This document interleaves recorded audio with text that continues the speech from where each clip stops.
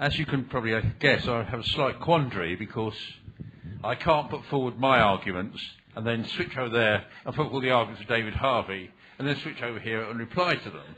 I'm not saying that intellectually I'm not capable, I'm sure I am. Just as I'm sure I'm modest. But physically it'd rather be rather strange and it will have a strange effect all on you. So what I'm going to try to do is address some arguments that have come up, and some points I'm referring to things which David Harvey writes about, which is a bit of a problem if those of you who've not read David Harvey's books, which I suspect quite a lot of you just bear with me. Hopefully, in the question of when people contribute from the audience, people from the floor, people who agree with David Harvey's analysis, it'd be good to hear them, because otherwise it was going to be a bit of a monologue, me saying things, and no one who disagrees having the chance to put them forward. Let's start what we're really talking on. What David Harvey has written 3 books,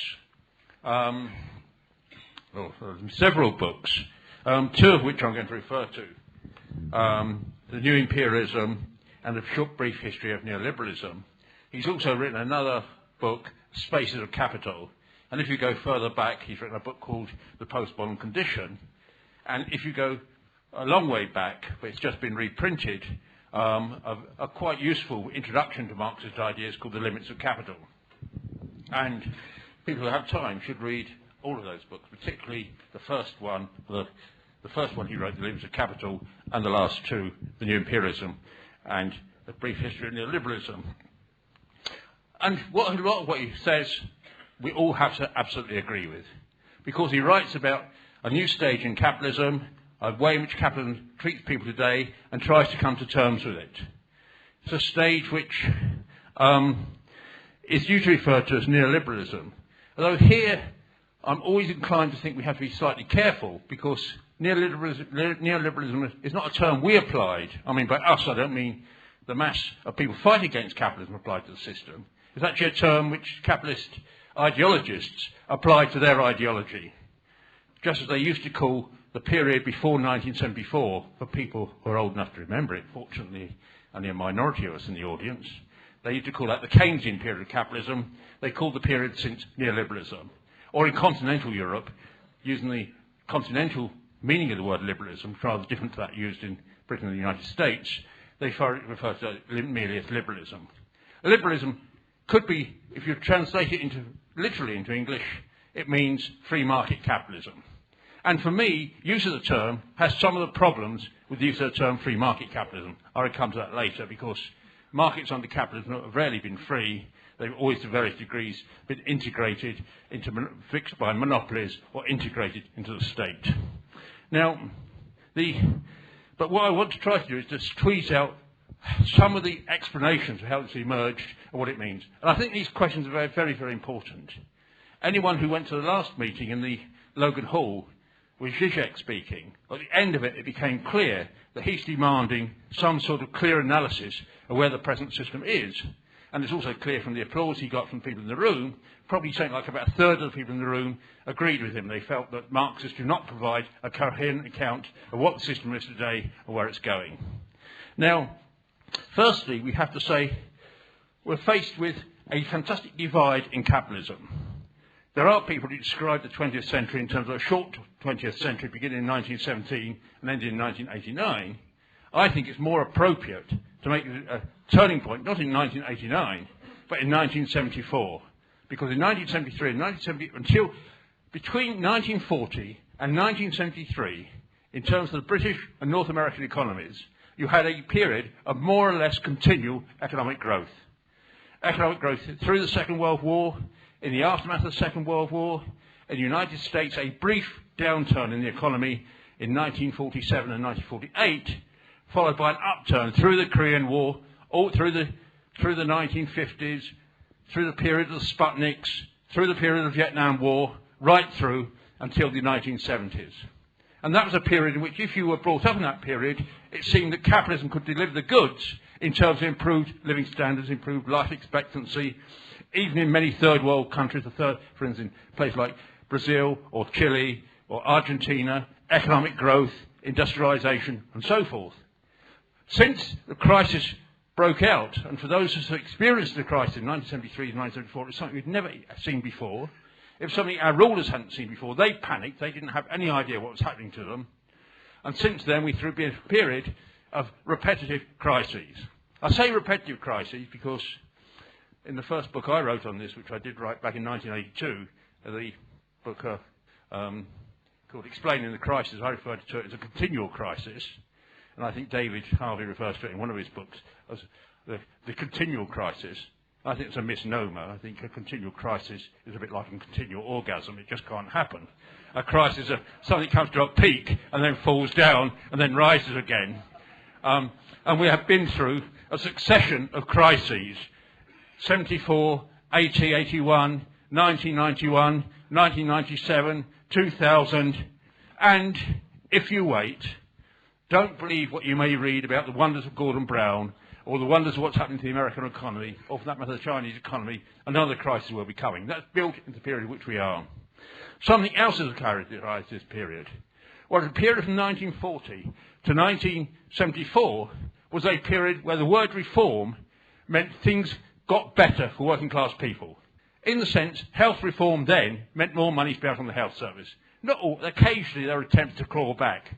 In 1951 in this country, they introduced charges on prescriptions and false teeth, which is something which now suddenly started bothering me 50 years later. But by and large, it was a period of improvements in the situation. The period in 1974, the word reform has changed its meaning. It means taking back from us things which they appeared before. There are other changes. From the period from from before 1940 right through to 1974 was when in all capitalist countries, various greater or lesser degrees, there was a degree of stratification of the economy. In some cases, as much as 50 or 60% of the economy being taken over. In some third world countries, like Egypt, all of industry going into state hands. In Britain, starting with the Tory government in the 1930s, through the Labour government in the 1940s and 50s, through the Tory governments in the 1950s and 1960s, even under the Heath government in 1970 to 1974, nationalisation of firms took place.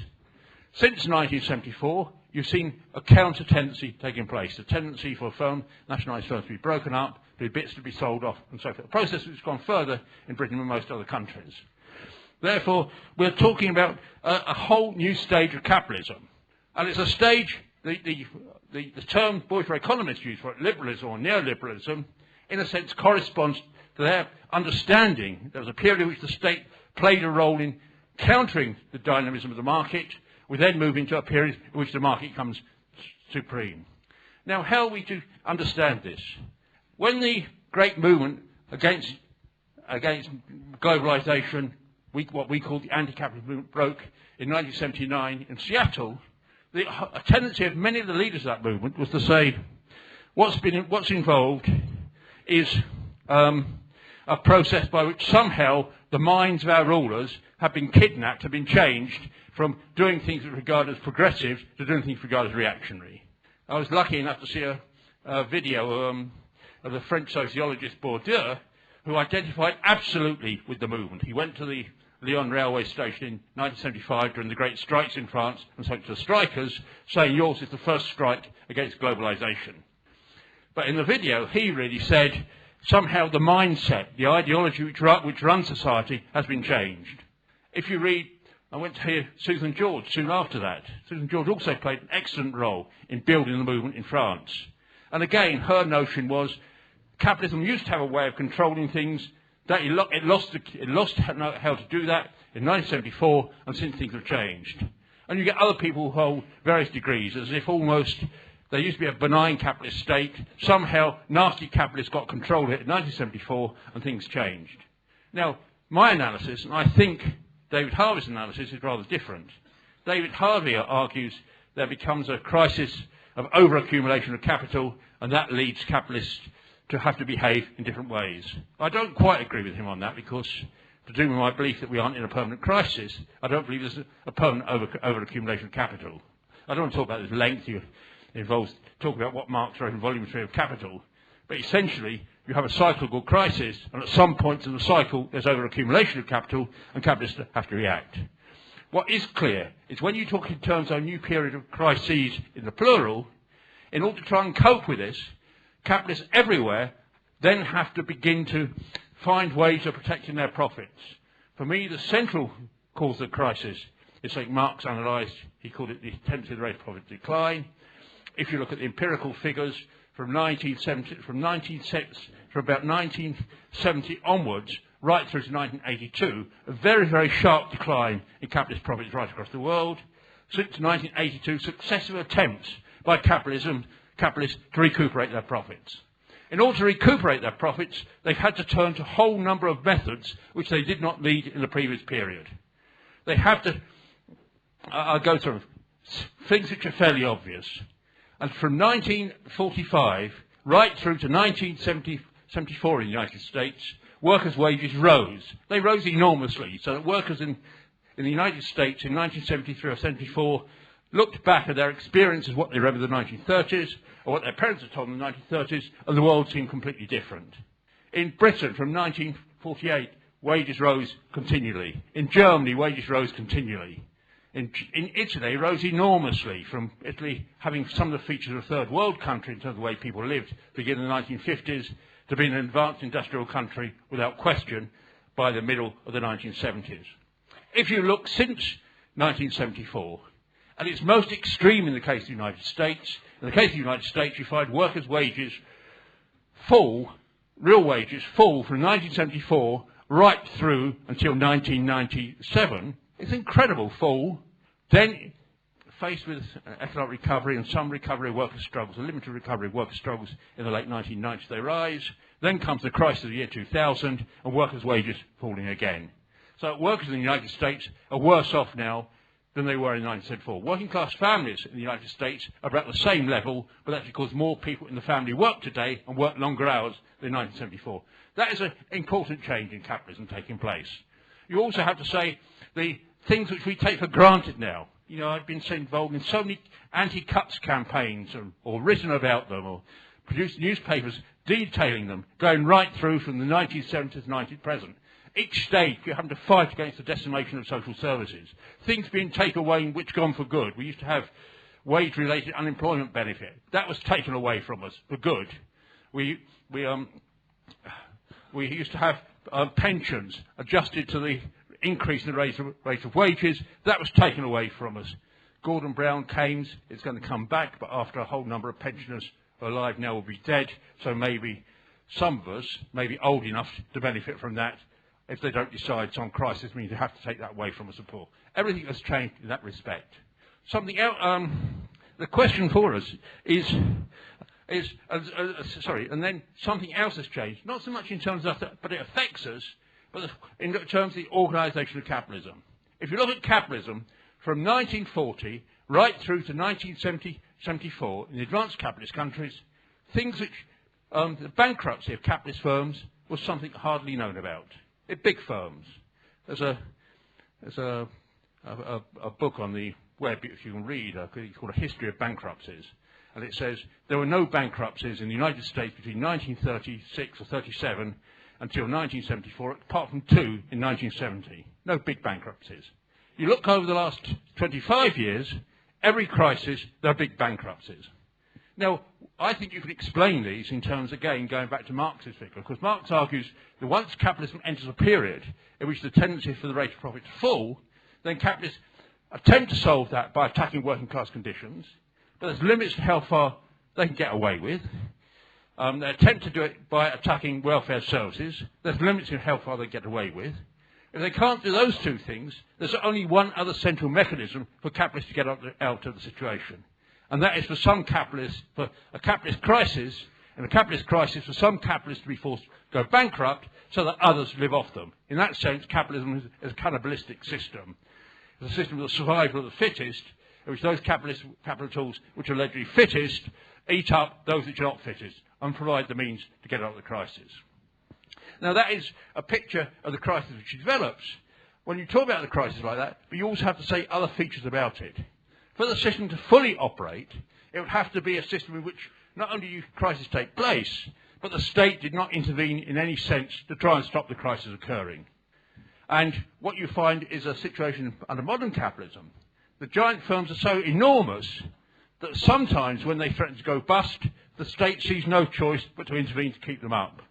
Sometimes it lets them go bust. I mean, Pan Am did go bust. Enron did go bust. WorldCom did go bust. Robert Maxwell, thank goodness in terms of Robert Maxwell, not in terms of the people who work for him, did go bust and ended up floating in the sea. Sorry, that's a joke for the older people, but no one, even the older people didn't appreciate it. But you also find, 10 years ago in the Asian crisis, when the Asian crisis threatened to hit the United States, the American government rushed in to rescue the hedge fund long-term capital management. Well, two smallish hedge funds, when I say small, it's a relative term, nearly went bust 2 weeks ago. One of the banks, which didn't have to pay for them, moved in to hold them up because it was feared the repercussions throughout the rest of the system. Which means we're in a period of capitalism in which one mechanism for dealing with the crisis exists, which is capitalists go bust, but they can't easily deal with that. The second mechanism of hitting workers' wages and conditions is one they try and turn to. And that's the phase we're in my view, it's a phase we're in indefinitely. Doesn't mean we're in a period of permanent crisis, it means there are ups and downs. Now, that's my view of the crisis, and I tried to do up these ideas back in 1981 and 82, in what later became the book Explaining the Crisis. They're the ideas I put forward in about 12 years ago in the book which is out of print, which exists on the ISJ website, the Economics of the Madhouse. Now, let me talk briefly about David Harvey's explanation, because I have to say where I agree and where I disagree. And I say I disagree not out of desire to disagree, but I think it's quite important we clarify our ideas if we're to deal with the sort of questions which people like Zizek ask. And I think we have to here to say that he really says three things he sees as central to the new stage of capitalism. The first he calls accumulation by dispossession. By this, he means that the capitalists, faced with crisis, just go around robbing people. And he throws into this all sorts of things. Seizing land off peasants in third world countries. Capitalists seizing the other capitalists in a crisis. Capitalists forcing down the wages of workers and seizing value from them. Now, it seems to me, as a general term, you can't object to it, but the term does mean theft. I always liked the term. When I was a very, very young socialist, I remember the story very well, we heckled the then Tory Prime Minister, Harold Macmillan, inside the Tory club in Watford. And someone came up to us and said, "You can't do this as private property." And my response is, property is theft. Taken from the anarchist, proved on it, always seemed to be a good slogan. But it's not a slogan. If you want to actually understand really what the dynamic of capitalism today is, it is a slogan, it's not an analysis. And if David were here on the other side, he might disagree, but that's the first thing I'd say. The second thing he argues is that is what he calls primitive accumulation taking place under capitalism. And by primitive accumulation, he means something the same as accumulation by dispossession. He means that the capitalists just grab resources from people, plunder the earth. Now, again, it's true, but it's not. In terms of what Marx meant by primitive accumulation to real capitalism, Marx didn't just mean plundering people. Marx meant essentially driving peasants off the land so that their land fell into the hands of capitalist landlords, and the peasants were then forced to work for capitalist farmers or industrial capitalists as wage labourers. Now, that is a process taking place in the world today. If you read what's taking place, for instance, the left government in Bengal, this article we have in the International Socialism Journal by an Indian comrade, Rajya Sarkar, talks about how the so-called left government in Bengal has driven thousands of peasants off the land in order to hand the land over to a capitalist firm and a big multinational corporation, and the peasants driven off the land are going to be driven to be wage labourers. They'll end up, unless they can fight back successfully, they'll end up in Calcutta joining thousands of others begging for work. If you look in terms of China, there is a process taking place in each Chinese village where the local party cadres, who still call themselves communists and still unfortunately regarded as communists by occasionally one or two people who come to Marxism, the local cadres are driving people off the land when they can, are seizing bits of land. The land is then used for capital accumulation, and the peasants are driven to join the other 150 million Chinese peasants who go every year to the cities. And that is primitive accumulation. It's quite important in China. If you want to understand the speed of dynamism of Chinese capitalism, that's quite an important process, isn't it? But it seems to me that this does not really explain the central dynamic of the world today. For the simple reason, if you talk about where accumulation really centres, the real centres of capital accumulation in the world today are not in third world countries, and not where the land is being seized. The centres of capital accumulation are in a very restricted centre of the world. You can tell if you look at the figures for fixed foreign direct investment, where it goes in the world, and it's an indication where capitalists think profits are supposed to be made. The major centres are the United States, Europe, Japan, actually Japan quite low because there's not a lot of, I think this is a slightly different argument, and Eastern China. Those are the centres of capital accumulation. And those centres of capital accumulation depend upon exploitation in the main centres of accumulation.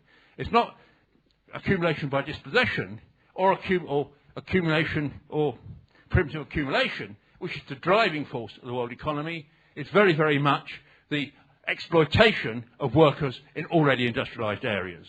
I mean, it's even true, and again, it's something Zizek said in the last meeting, struck me this, he said, the first world lives off the pillaging of raw materials from the third world. Now, it's true that capitalists in advanced countries pillage raw materials from the third world, but actually, if you look where the major raw materials of the world are produced today, they're produced in the United States of America, Canada, Australia, Brazil, and that's it. I mean, that's the major ones, like tin, sugar, things like that. Some things, both Vietnam and Africa, are important in terms of tungsten, but since Vietnam became part of the capitalist world, the Americans are much less concerned about tungsten. The only great exception is oil, of course.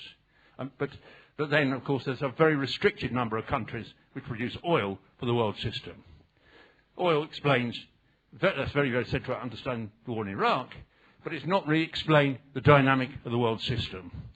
The third thing which he talks about what a term he uses called spatio-temporal fixes. In normal English, I'm sorry, he's a geographer and he's entitled to use geographical terms. In normal English, that means moving money and capital from one part of the world to another. Essentially, he argues that capitalism in the West, faced with what he calls its over-accumulation of capital, has funds which can't find to invest. They can't invest them in the advanced countries, presumably because the profit rate isn't high enough, but he doesn't go into this. And therefore, he says, the main trend is for capital to move across national boundaries and be invested elsewhere in the world, by which he seems to imply that somewhere outside the capitalist system, third world countries which it can be invested. Or he seems to imply that somewhere outside the capitalist system, like the state industries, which somehow it can, by selling off state industries, capitalism can somehow make itself more profitable. No, I want to challenge both those things. The main movements of capital are not, as I said before, from the advanced countries to the third world countries. The main cause of job loss in the capitalist countries is very, very important. It's not the movement of jobs overseas. Of course there's movement of jobs overseas. Of course there have been some jobs in call centres in Britain have gone to India. Of course there have been some whole industrial products that used to be produced in Britain that are now produced in China. As it should be said, the figures for decline in manufacturing industry in Britain are much, much greater than any other capitalist country. But we also have to say that if you look closely at the figures, you find that the capital which moves from Britain will move to Germany. Capital which moves from Germany will move to Italy or Spain or sometimes Eastern Europe or more likely the United States if movements of capital within the advanced capitalist countries. What we've had as part of this process of crises since the mid-1970s, as every time there's a crisis, you have the restructuring of capital. Some capitals go bust, some capitals eat them up, and in the process you have something which we didn't see before the 1970s, cross-border mergers, agreements between country capitalists in different countries and so on and so forth. But you don't have, it's a phrase which unfortunately David Harvey uses, which lots of people in the anti-capitalist movement have taken up. Capital is not free loose. Industrial capital, factories do not simply get up and walk from one country to another. To close down a factory in one country and open it up in another takes capitalists a long time. They closed down the assembly plant at Fort Dagenham. They announced the closure. There's probably someone in the room who remembers the exact date. I think the year 2000. It took them 2 years or 3 years to make the move. Cadbury's is reorganising its production worldwide. It's a 3 or 4 year programme. It's not, capitalists can't just move just like that. Okay, using up my time.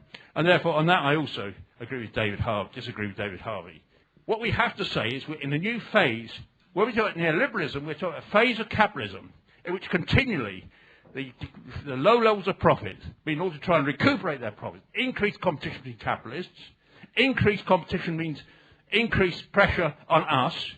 Increased competition means increased clashes, increased tendency of capitalists to spread beyond national boundaries into neighbouring countries or into other countries, a restructuring of the geography of world capitalism, not towards a world in which capitalism just moves around the world freely, in reality which capitalism tends to be accumulated in particular countries, particular conglomerations of countries, what some economists call the regional structure of capitalism on a world scale, in a few cases in a world system. But it's much more complicated than the picture is presented. A couple more things. In this process, one interesting process, and one is the process of privatisation. But here we have to be careful, because the state firms were not set up by benevolent socialists. The big state firms in Italy were set up by one very unbenevolent ex-socialist turned fascist called Benito Mussolini. The big state firms in Eastern Europe were not set up by benevolent socialists. They were set up by people out to build up capital on the basis of the most savage exploitation of the mass of the population. The big state firms in Brazil and Argentina and so forth were set up by regimes which sometimes tried to model themselves on Mussolini's fascism. I'm not saying the same as Mussolini's fascism. And therefore, we have to be very careful saying there was a state sector which is socialist, and what's happening now is they're eating that up. I think something more complicated is happening. Capitalists, faced with the decline rate of profit, are very, very loath to pay tax to the capitalist state. The capitalist state then tries to solve its problems by actually selling off its property to private capitalists so as to get resources of taxation. It's something very similar to what happened in pre-capitalist states, a problem called tax farming, whereby you'd contract out the collecting of taxes for a number of years, which worked in the short term to raise money, in the long term creating incredible headaches for you. Privatisation is to do something else. It's to do with the restructuring of capital so as to make it more difficult for workers to struggle. I think what the capitalists discovered by 1974, where they had these big state capitalist industries, working very well to achieve capitalist accumulation during the upturn when capital accumulation was easy, come the crises, they discovered state-owned firms, people began to demand, oh right, in the past the state-owned firms have worked for capitalism, why can't they work for the mass of people?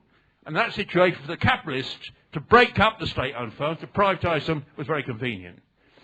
But it also links into something else. Once they're not directly state-owned, it's much easier for capitalist firms to merge across national boundaries. But then you add up with weird phenomenon. You see, were David Harvey here and said the state-owned firms were part of a non-capitalist sector, I should rejoice, because I buy my electricity off London Power. Is it called London Electricity? I don't know what it's called now. Which is owned by EDF. EDF is part of the glorious state-owned sector in France. Therefore, I'm subsidising French socialism under Sarkozy every time I pay my electricity bill. No, what we have to understand is privatisation is actually designed to immediately improve the possibility of the restructuring of capital and to make it much more difficult for working class people to exercise pressure in that situation. It's very much similar to the process which takes place where you have a unified thing in, say, the civil service. They break it down into different, well, they don't call them departments anymore, do they? Different sections. The different sections then have to compete with each other. In competing with each other, they create chaos. Or, in that, which I know much more about in the further education system, where different colleges, all still state-owned, compete with each other in order to drive down the conditions of the people who work within them. Now, I'll use my time, I'll finish by saying a couple of other things. Why does the difference in analysis matter?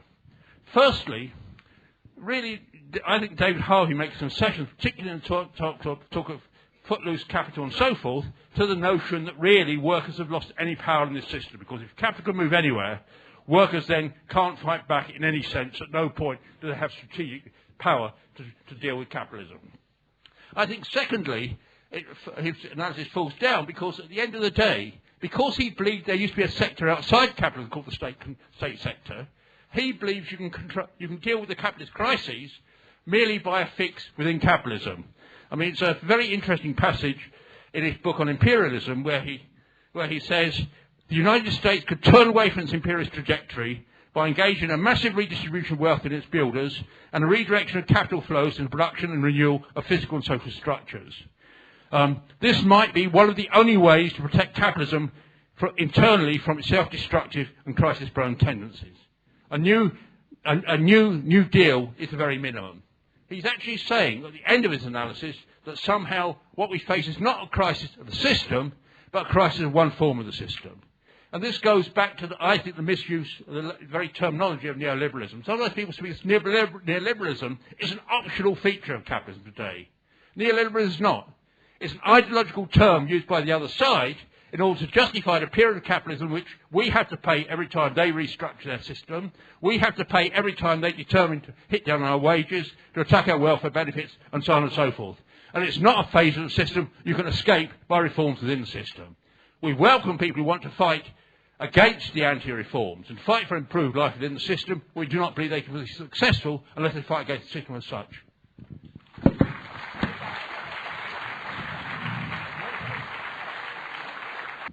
I suspect David Harvey was a sudden victim of the way in which neoliberalism is reducing competition inside the university sector worldwide.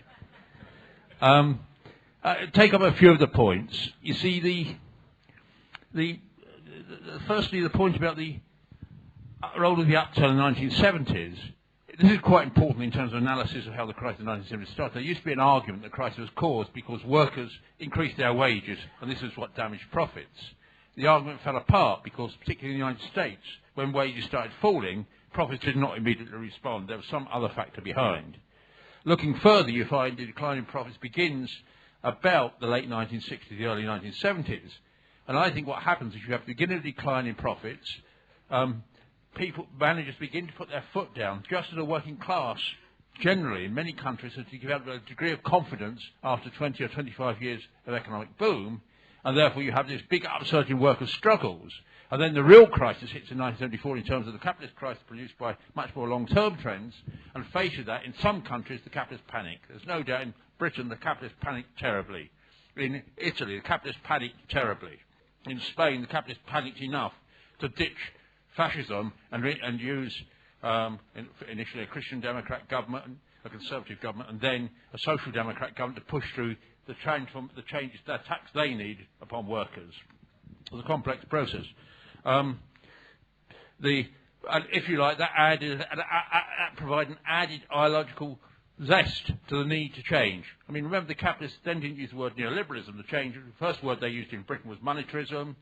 Then in the United States they used supply-side economics, which actually involved massive expenditure through the state, but expenditure on the state on arms, combined with attack upon workers and so forth. The capitalists pragmatically moved to a whole different way of operating by the 1980s to that which they'd used in the 1960s. The question then, a couple of points I did want to return to about Harvey, you see. The question of over-accumulation.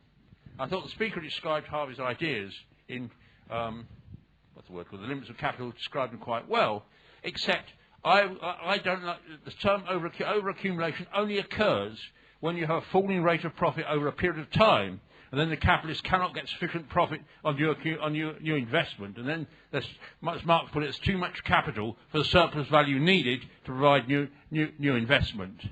And when that happens, you have the crisis.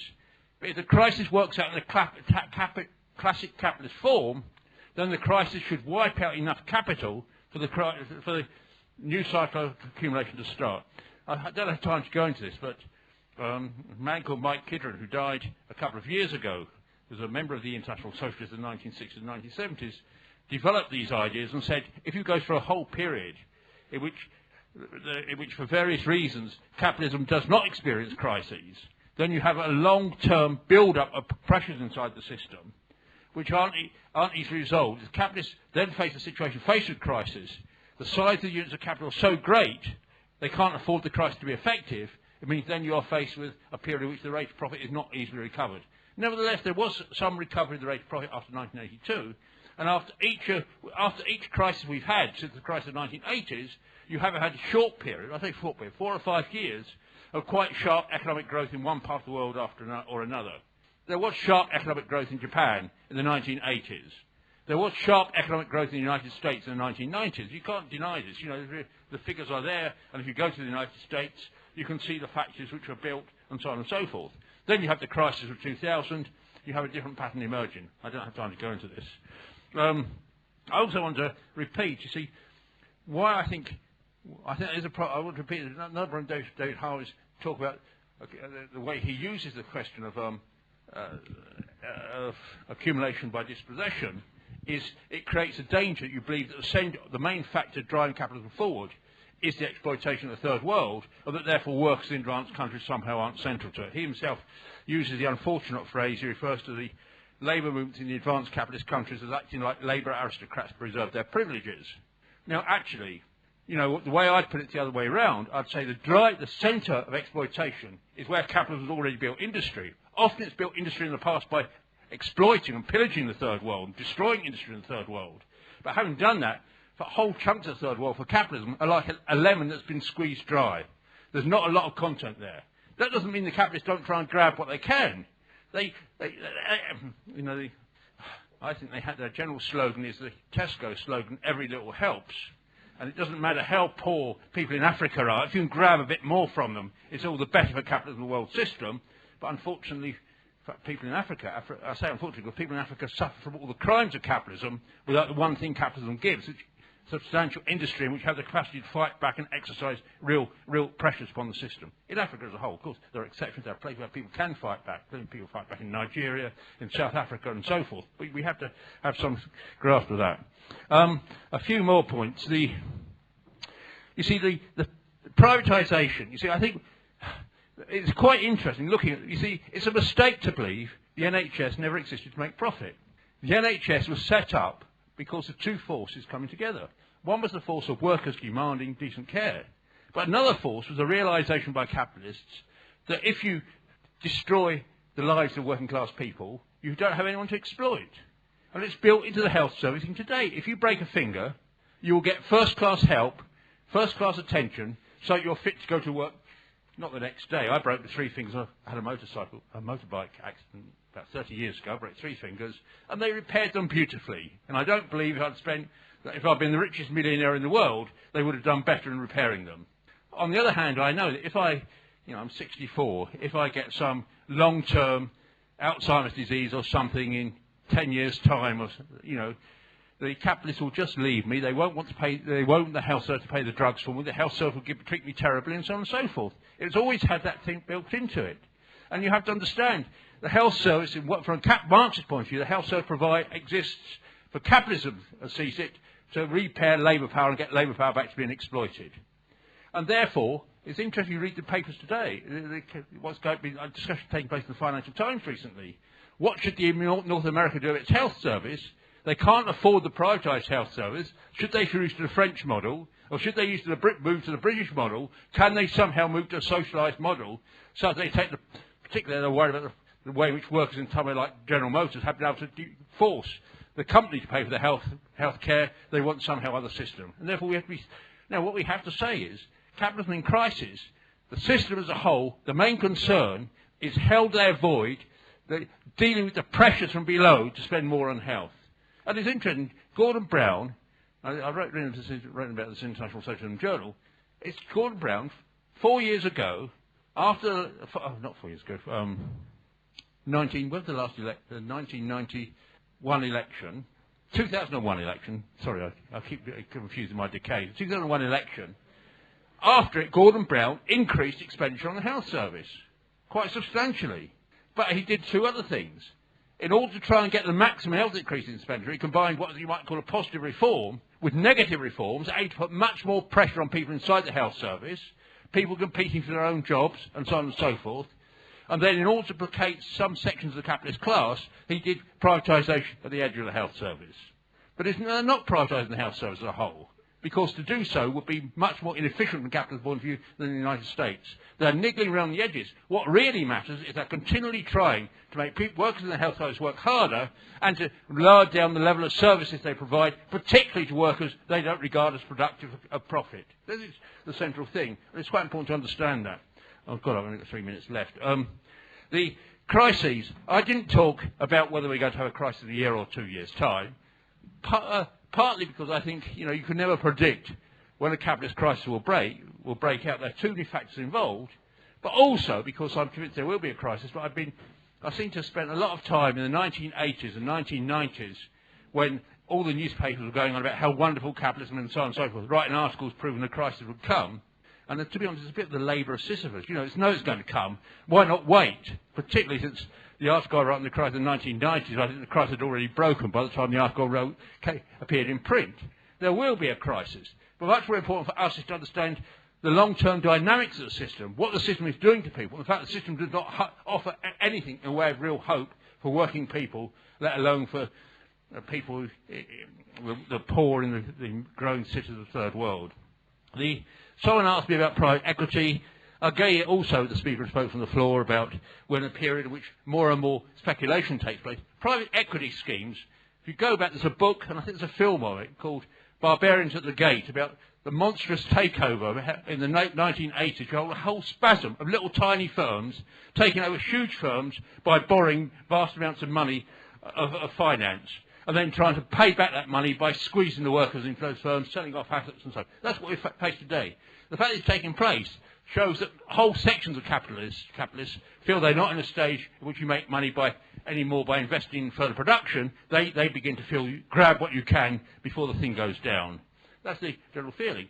Although they then face the problem now that interest rates are rising, and some of the people involved in private equity firms will probably go bust in the process. The neoliberalism and war. I think when you talk about the structure of the system, and I say sometimes I prefer the neoliberal stage of capitalism, the globalised stage of capitalism. So yes, saying neoliberalism causes war. What causes wars is capitalism faced with the same pressures that make them launch the various attacks upon welfare and so forth. They fight among themselves. Karl Marx described the capitalists as a band of warring brothers. In a period of expansion of the system, the struggle among themselves takes fairly benign forms in terms of rival advertising campaigns, bribing this government or that government, things like that. In a period in which the system is prone to repeated crises, grabbing what you can, using military threats by the state becomes quite important. And here, what the United States is doing in Iraq, it's worth remembering, is effectively grab control of the world's main raw material in order to exercise leverage over the other capitalist countries when it comes to doing this, that or the other, as well as being able to put down any genuine insurgency anywhere. Now, in this situation, it's important to understand the capitalists in this present stage of capitalism, and someone said it, not only is in Britain the level of state expenditure not fallen, nowhere in the capitalist world has the level of state expansion fallen substantially in the present phase. If you look at it, in the United States, in the early stages after 1974, the amount of state expenditure started rising. State expenditure under Bush started rising, which is one problem he has. The state expenditure is rising. Well, he's cut back on the taxation on the rich, which means more and more problems in those terms for the United States. Which means I'd put it like this: the more internationalised the system is, there is no world state. Individual capitals need protection. The only thing which can protect them is a national state. It's slightly more complex because if you look where the patterns of reorganisation of capitalism are taking place, they take place on a national state basis. They take place in terms of the world's regions, by which usually you mean North America, Europe, and East Asia. They take place in terms of the world's regions, and in those areas there is attempts made then by capitalists to try and form regional forms of government, whereby the capitalist conglomerations of capital in each region can line up against each other on a world scale. Now, it's very, very complicated. They've not succeeded in forming these regional blocks absolutely firmly. There are national tensions within them, and there are some firms, a few firms, which circulate on a really all-world basis. But that means they face immense problems. Faced with a new crisis, if it's as deep as it possibly could be, we don't know, how will they try and resolve it? The state will intervene, and the state may try to intervene at a regional level. I'm convinced if the United States hit by a very, very deep crisis, they will forget all the talk about neoliberalism, and the American state will intervene to protect American capital on a massive basis.